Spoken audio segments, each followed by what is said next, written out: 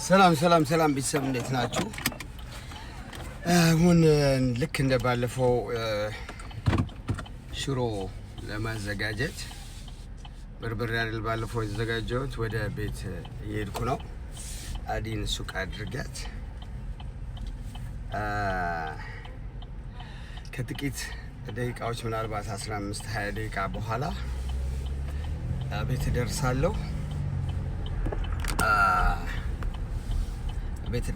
ከጥቂት ደቂቃዎች ከ15-20 ደቂቃ በኋላ በቀጥታ ትከታተሉኛላችሁ ማለት ነው። ዛሬ ደግሞ ማሳያችሁ ሽሮ እንዴት መፍጨት እንዳለባችሁ፣ እንዴት ማዘጋጀት እንዳለባችሁ ነው። ዝግጅቱን ዲቴል ላላረገው እችላለሁ።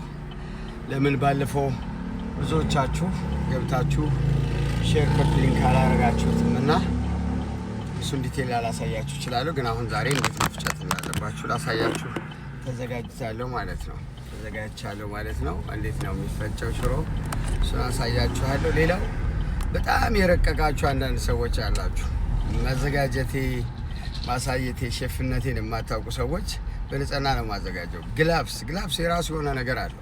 ምግብ ስታዘጋጁ የምግብ ግላብ ማዘጋጀት ያስፈልግ ይሆናል። ግን እኛ ያደግነው ኢትዮጵያኖች ነው። እጃቸውን ታጥበው እዚህ ጋር አንኩረው እዚህ ጋር ገንፍለው ምናምን ነው እዚህ ጋር ያደረስነውና ጽዳት ጥሩ ነው በጣም ምንም ነገር ሲሰራ። ነገር ግን እኔ በደንብ ተጣጥቤ ምን ብዬ በእጄ ነው የምሰራው። ስለዚህ የኦርደር የሚያደርጉኝ ሰዎች ያውቃሉ ጽዳቴ። ሌሎቻችሁ ዝም ብሎ ላንገናኝ ከኢትዮጵያ ከሆነ ቦታ ሆናችሁ የምጽፉት ሙያውን ተማሩ። አትሊስት ሙያውን ተማሩ። እኛ ለቤትም ነው የምናዘጋጀው። ኦርደር ሲኖርብኝ ደግሞ በደንብ ተዘጋጅቼ በግላብስም ምንም አድርጌ ልጠቀም እችል ይሆናል። ዝግጅታችሁ ለመማር ይሁን ለማየት ይሁን ዝም ብላችሁ የምታደርጉት ነገር የምታወሩትን ነገር እኔ ብዙ ምንም ነገር አይመስለኝም። ግን ለእናንተ ጥሩ አለ። ተማሩ። አንዷ የሆነ እንቅስቃሴን ጠዋት ዘምር ታያለች። ምን ያሳይሻል? እንቅስቃሴን ሳይሆን መዝሙሩን ተመልከቺ። ዝማሬውን ማየት ነው የተሻለው ነገር የሚሆነው። ስለዚህ ዝም ብላችሁ ስራ ባትፈቱ ጥሩ ነው እላለሁ።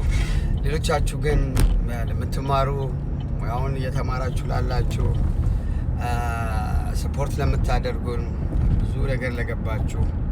አሁን አንዳንዱ ጡቱ ይላል። ጡቴ እኔ ስፖርተኛ ነኝ እኮ ቦክሰኛ ነኝ። እኔ ጡት ምን አጠበው? ይሄ በብረት ማንሳት የተሰራ ጡንቻ ነውና ትገርሙኛላችሁ። ለማንኛውም እኔ አልወርድም ከወረዳችሁ ሰዎች ጋር ሌብላችሁ ከፍ ካለ ሰዎች ጋር እና ራሳችሁ